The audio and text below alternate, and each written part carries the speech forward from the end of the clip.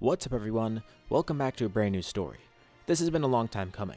I actually did this exact scenario a few years ago, but just never ended up finishing it.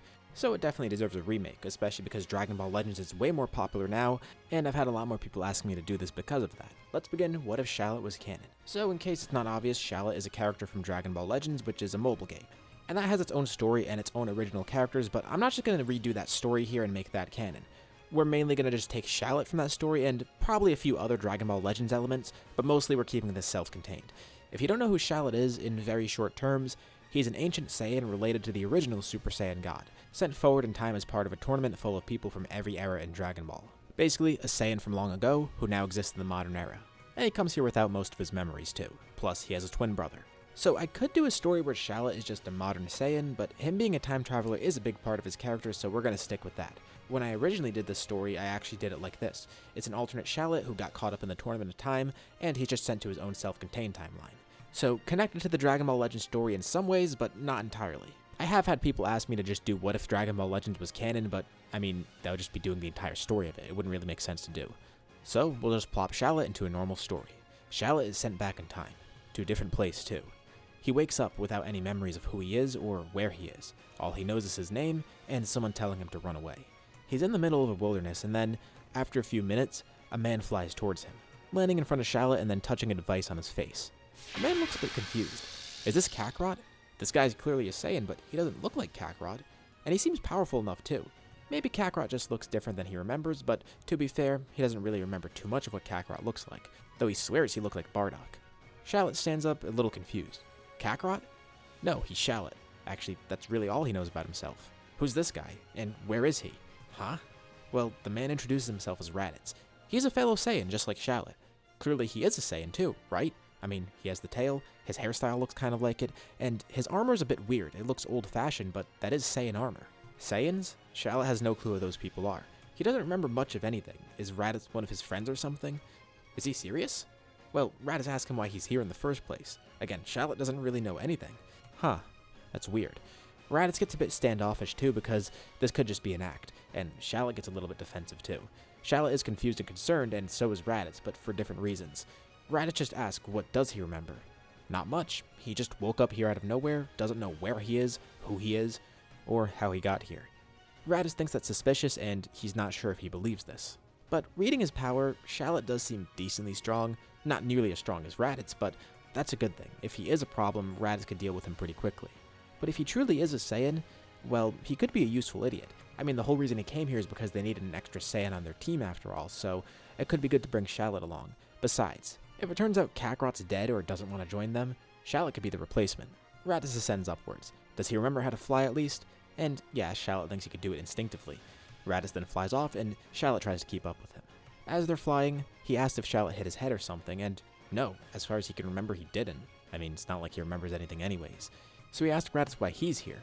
Well, if Shallot doesn't really know where he is, this is a planet called Earth. He's only here to retrieve another Saiyan, just like him and Shallot. And you know, since Shallot is a fellow Saiyan, Raditz has a proposal for him. They need help taking over a planet. Huh? No, Shallot's not going to do that. If that's something the Saiyans normally do, and that confuses Raditz too. What kind of Saiyan is he? Raditz stops midair and so does Shallot. The two are over water right now and Raditz is nearly ready to fight him. But before he does anything else, his scouter goes off. Another high power level. That must be Kakarot. He says he'll sort this out with Shallot later on. For now, follow him. Shallot doesn't really know if this is a good idea, but he doesn't know what else to do. Raditz lands at Kame House with Shallot not too far behind. And Raditz turns to Shallot. That's Kakarot, another Saiyan just like him. And Shallot kind of just stands there confused. Raditz introduces himself, and he does his whole spiel about recruiting Kakarot. Of course, Goku turns it down, but he wonders who the other guy is. Is that also his brother? No, Raditz says that was just another random Saiyan he found here. Do they not know him either? No, they've never seen him here before. As far as they know, Goku's the only person around that has a monkey tail like that, besides Gohan, of course. Besides, they didn't even know Goku was a Saiyan in the first place. Well, that doesn't matter. Raditz tries to get Kakarot to come along, and Shallot interjects. It sounds like Goku's forgotten a lot about himself too. Well, kinda, he just doesn't remember the fact that he's a Saiyan. He hit his head as a kid, and then after that, he remembers pretty much everything. Oh, so they're in different situations then. Why did Raditz have to encounter two amnesiac people? Krillin tries to shoo Raditz away, and then Raditz just attacks Krillin. Goku's ready to fight and assumes that Shallot is with Raditz too, but Raditz simply knocks Goku away and then goes to kidnap Gohan. Shallot tries to stop him, because even though he has no idea of what's going on right now, Raditz clearly seems to be the bad guy. I mean, he's trying to take over this planet, he's trying to force Goku to kill a bunch of people, and he's trying to kidnap a kid. It's really clear. And when Shallot gets close to Raditz, he simply swats him away, then leaving with Gohan. Shallot tries to get up, but before he does, Goku asks Shallot why he's here. No games. It's clear that those two aren't allies, but if Shallot really is a fellow Saiyan, they're not going to trust him right away, obviously. And Shallot kind of panics. He really doesn't know why he's here, seriously. He knows this seems very convenient and that the timing is weird, but he really has no way to prove it. He explains how he met Raditz too. And then Piccolo appears out of nowhere. He's been listening in, and he kind of believes Shallot's story. Of course, they don't know why Shallot forgets who he is or why he's here in the first place, but they'll figure that out later. He did try to stop Raditz, and Raditz fought back. So at least they know he's an enemy to Raditz. The three of them decide to team up, going to get Gohan back. Goku and Piccolo are still suspicious of Shallot though, just because the timing is really too convenient. But they don't sense any evil in his ki. And Shallot wants to prove himself by helping them. He won't work with a guy that's trying to destroy planets and kidnap kids. The three of them arrive where Raditz is, and Raditz yells out to Shallot. He knew that he was playing some sort of game. Look, he clearly is an ally to Kakarot. Why was he protecting him? And how did Shallot get here? There should only be one Saiyan on this planet. Shallot says he has no clue who Goku is. The only reason he's teaming up with him is because, well, he seems like the good guy here. And Raditz is kind of fed up by now. He still doesn't really believe Shallot, but whatever. If the two are going to try and oppose him, he'll just kill them. Same for that Namekian. So, how strong should we say Shallot is at this point? Video game scaling is very weird in general, and especially with Dragon Ball Legends. Since I can kind of do my own thing with this story too, to be reasonable and simple, let's just say that Shallot is the same strength as Goku right now. With the three of them fighting together, they should be able to do decently well against Raditz. I mean, Goku and Piccolo did hold him off after all. They didn't overtly overpower him, but with a third person here, especially one as strong as Goku, they should actually be fine here. And on their way here, Goku did have an idea. He was going to utilize Raditz's tail as a weak spot. Shallot didn't even consider that, and he's able to grab onto Raditz's tail mid-battle, immobilizing him. Of course, Raditz tries to talk his way free, but unlike Goku, he's not really going to appeal too much to Shallot. He's not believing any of the nonsense he's spewing. Plus, Raditz won't convince him quick enough in general. Piccolo's already charged up his attack, launching it right through Raditz, with Shallot jumping out of the way. It's a direct hit, and Raditz falls to the ground. They did it. They overcame him. But Raditz tells them their fight isn't over yet. There are two more Saiyans out there, and they'll be coming to Earth soon enough to clean up here.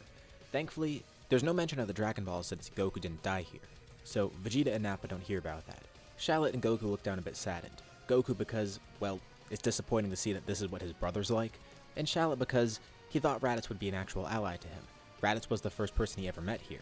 Turns out that's not the case. Hopefully Shallot could find some true allies here, and more importantly, find out what's happened to him. With Raditz dead, Piccolo asks one more time. Was it an act or does he really know nothing? They definitely trust him now because he just helped them kill Raditz. And Shallot doesn't know how he's supposed to prove this, but no, he really doesn't know anything. He wishes he had some more info. All he knows is that somebody told him to run away, so from what he can gather, he isn't supposed to be here. Somebody sent him here to save him or to threaten him. And wherever he got sent here from, he had some sort of ally there, and they were facing some sort of threat. Well, that's kind of interesting to hear. Piccolo wonders if there's anyone else that's been sent here with him. Did he arrive on a ship or something? Nope, he just woke up here in the middle of nowhere, and he brings him exactly to where he woke up. Goku gets Gohan back too and brings him along. Thankfully he's okay. They regroup with everyone at Kame House, and Bulma tries to figure out what's going on here too because it seems kind of interesting. From what it sounds like, Shallot was just teleported here out of nowhere, which sounds ridiculous at first, but it seems like that actually might have been what happened. Well, maybe she could run some tests on him. Thankfully they offer him food too, and that makes Shallot really warm up to them quick. But Goku wants to test something else out though. He wants to fight Shallot. Okay, the two get away from Kame House and enter a brief sparring match, and Goku is impressed. Shallot's a skilled fighter. Goku's definitely more skilled than him, but in terms of strength, it seems the two of them are dead even. And Shallot's got potential too. Now, he doesn't know much else about Shallot besides what he's seeing right here, but it's good to know he can hold his own. He obviously saw that in the fight against Raditz, but fighting him one-on-one gets him to see more of that. Now there's another issue though. Two other Saiyans are going to be here in a year, so they're going to train to prepare. The next natural step is to go to Kami. Piccolo says Goku should train Gohan. Clearly he shows some sort of great latent potential, and since Goku's alive in this scenario, Piccolo's not going to be kidnapping Gohan and training him. He kinda just goes off on his own. Goku agrees. He's going to train Gohan, while the rest of his friends will go up to the lookout, and he'll have Shallot go up there too. But Kami has another suggestion. He wants Goku to visit King Kai. Now, the issue is he's not going to be able to make it across Snake Way while he's alive. Sure, while he was dead, he didn't need to eat or sleep so he could run as long as he wanted. But Goku's alive, so he does need those things. So Goku's training will be a bit different. He's going to train to make it across Snake Way. And Goku asks more about this King Kai, and Kami says he's the person directly above him, and if he wants to get involved here, something serious must be going on. Since Goku's doing his own training, Gohan will need someone else to train him, and that's where Piccolo comes in. Looks like he didn't get out of it here. He'll be training Gohan, while Shallot gets to meet the rest of Goku's friends and train with them on the lookout. But Kami pulls Shallot aside. King Kai wants to talk with him directly. Okay, where is he? Well, he's not here. He's going to communicate telepathically. And then King Kai appears in Shallot's head. He freaks out hearing a disembodied voice at first, but then gets used to it. And King Kai's amazed. He really is a Saiyan. But King Kai can't tell where he's from. Weirdly enough, the armor he's wearing does seem outdated. And Shallot says Raditz mentioned the same thing. Not that Shallot would know the difference. And King Kai is a bit fearful. Now, the reason I'm bringing in King Kai here is because in the original story of Dragon Ball Legends, he was actually told about the Tournament of Time, and the reason Shallot found out is because King Kai told Krillin and Krillin told Shallot. Here, King Kai's completely in the dark, but he might have some more insight. Since Shallot was sent here accidentally, who knows, King Kai might have gotten his own accidental hint. This really rubs him the wrong way, and it's rare that he get involved, and even rarer that someone would be messing with time, but he suspects someone's messing with time. It is just a hunch, but to be safe, he's going to go to the Grand Kai. It's not a big issue right now, so who knows how long this will take to look into, and they don't even know if that's the real case here. But if it is the case, then Grand Kai will contact the Supreme Kai, and they'll figure out what to do next. Meanwhile, Vegeta and Nappa plan their next move. Originally, one reason they wanted to go to Earth was to get the Dragon Balls, but those were never mentioned in front of Raditz here, so they don't even know those exist. They don't really care about Raditz dying too much, so is it really worth it to go out of the way just to kill another low-class Saiyan? Well, maybe, but more importantly, they're interested in Shallot. Why are there two Saiyans on Earth? And that doesn't even include Gohan, a hybrid Saiyan. So I think they have more than enough reasons to go to Earth. Kakarot, Gohan, Shallot, especially the latter. A third pure Saiyan that they never even knew about. Plus, that hybrid Saiyan might have a lot of potential. Nappa always thought that a hybrid Saiyan could grow really strong. So it might be worth it to at least check it out. And if Shallot's out there, could there be other Saiyans out there that they've never known about? And yeah, sure, Vegeta's brother is out there somewhere, but there's also others. Ones that are supposed to be from this universe and timeline, and another that isn't supposed to be here, just like Shallot. With that, we'll leave off here for now. What do you guys think about this story so far? Leave your thoughts and ideas in the comments below. I'd love to see what you guys think. As usual, be sure to drop a like and subscribe if you haven't already. It really does help out the channel, and it shows me you want to see more videos like this. Anyways, thank you all for watching, and I'll see you all in my next video.